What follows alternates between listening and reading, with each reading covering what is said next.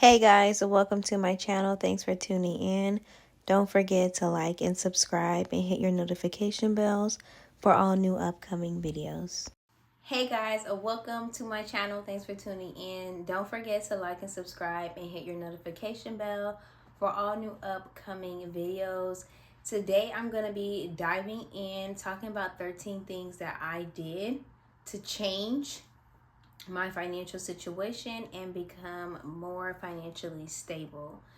Now, these are just some things that I did. There are many things you can do to get financially stable, but for me, I was coming from a particular situation and a lot of different circumstances where I had to take these steps, and these steps led me to financial freedom and comfortability, as well as just manageability and knowing that I am safe, I'm content, and I have everything I need and more.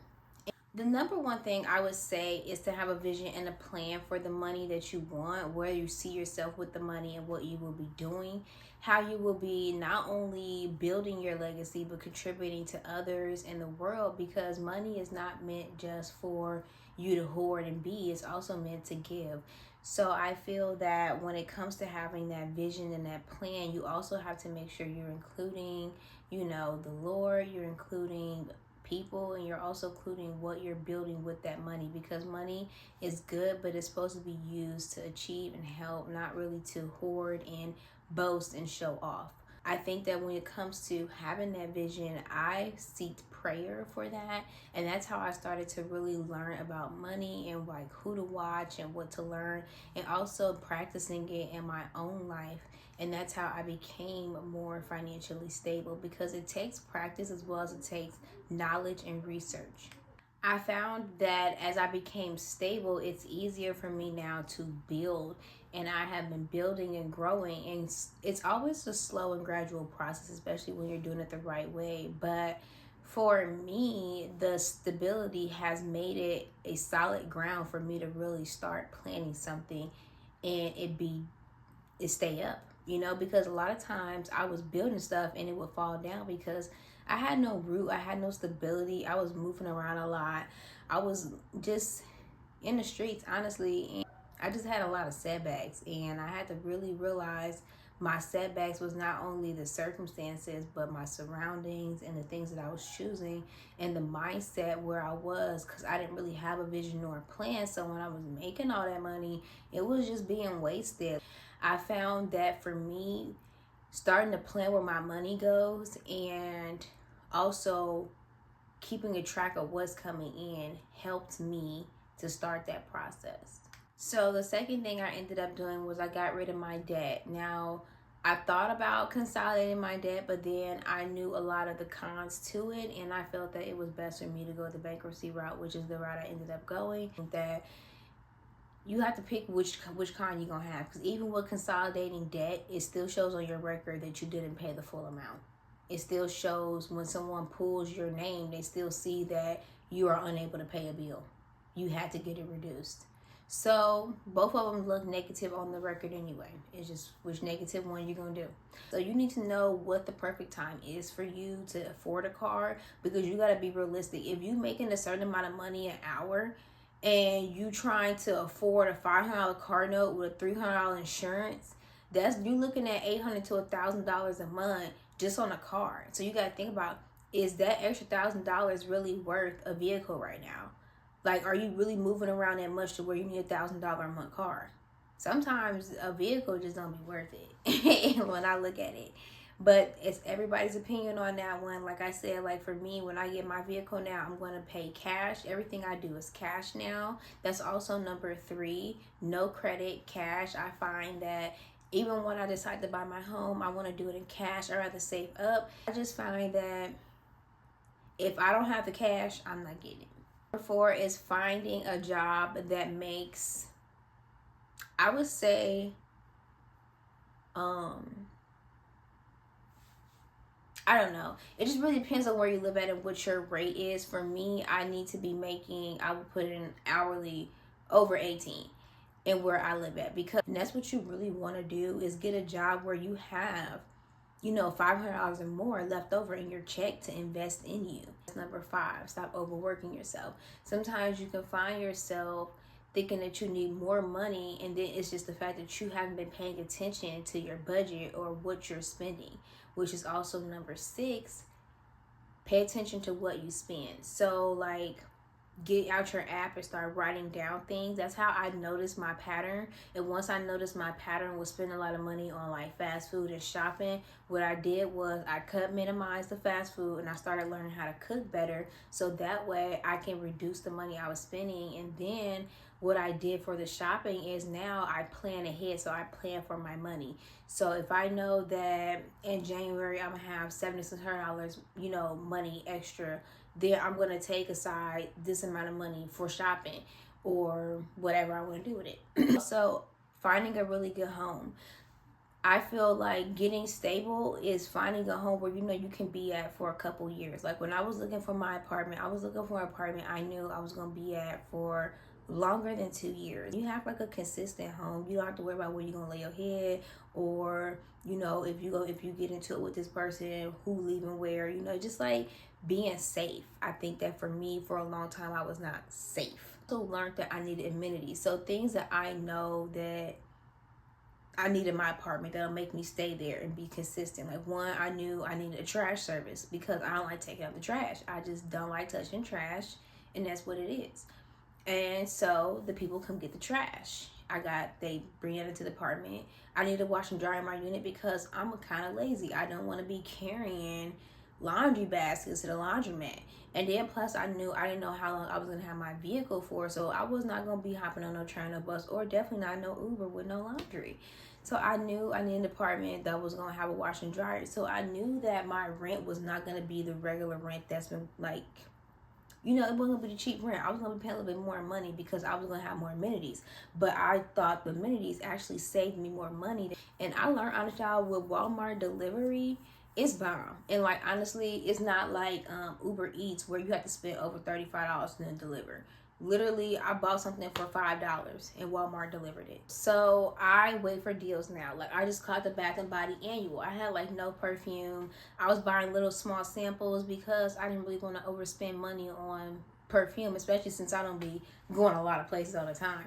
But I didn't want to also not have no perfume. So when Bath and Body Works had the annual sale for $4.95, I went in there and took advantage of it, and like I literally got stocked up for the year. And then now I know they do this every year. This is a deal that you can like embed in your head, like, okay, I know every year I can go to Bath and Body Works and really get restocked up. And I'm not talking about just perfume. Everything was $4.95. Like they lotion, they soap, they hand cream. I got lip gloss. They had shampoo, conditioner. Just everything was $4.95. Just amazing. For deals, grocery, I do that as well. Like I shop Great Value at Walmart. I know for a while I was buying that vegan cheese and all that stuff was really pricey, and honestly it was nasty, and it just felt like I was really wasting my money because I really couldn't eat the food. I was throwing a lot of that stuff away, honestly, because it was just like, yeah. When I went back to the Great Value and got the cooking, I'm fine. So the next one is needs over wants. So like I said, keeping track of what you buy, learning what your needs and wants are, and then saving up for it and knowing deals about it. So all that kind of coincides, but I set them separately because they are separate tasks that you must do. You must learn how to wait for deals. That's a hard thing to do when you like to shop, but I've learned, for me, I'll make a cart, and then when it's time to go do the deal, then I'll actually save more money, because by the time for instance, and then being scrappy. That's another one. I learned how to be scrappy. Like, for instance, with like furnishing my place. Like, I didn't go to look for no expensive furniture at Ashley Furniture because I figured I'm not going to be here for over 5 years, and I'm not going to be having a whole bunch of company. I'm not throwing parties. So the comfortability of the couch doesn't really matter to me. I'm not going to really be on a couch. I'm not like a couch person. Like, I like the bed. And so for me, I invested in my bed because I was like, I need something to be comfortable. I like to lay down, I like to sleep. Pictures and stuff from like Burlington and Ross. My little dresser set is like what are those, like storage drawers, because I didn't feel like buying a whole dresser set because I thought it was just ridiculous. Finding cheap stuff, like I was like taking my time, and I also was budgeting. So like I knew at the end of the month I had this amount. So then I look at my Amazon list and say, what can I add all on that list that'll be that amount? And I would just buy all that stuff. And then I would just, that's how I furnished my place. Anyways, last but not least was accepting my circumstances. So living in a grateful mindset and just really happy in where I am, which I am, you know, like, of course I want more. Of course my aspirations are higher. I'm not like stuck in this like specific time, but I do want to be present in it because I'm learning so much in this present moment and just how to manage and be stable.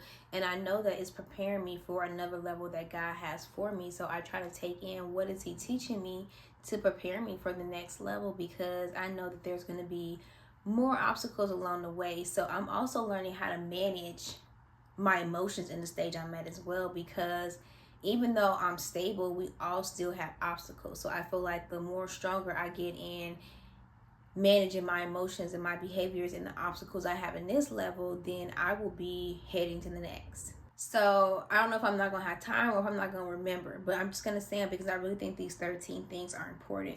Number 1, getting rid of meaningless debt. Number 2 is finding a job that makes above average wage that can leave you with more than $200 to $300 left over after your paycheck, I would say. Find a place that's reasonably priced with good amenities that will suit you. So if you like to go to the laundromat and you don't need a wash and dryer, then hey, get an apartment without one. Then you gotta get rid of all of your credit cards and start using cash. This is gonna help you start being more accountable and responsible for your money, and not thinking because you got a credit card, you're just gonna slide it, because at the end of the day, it's never your money.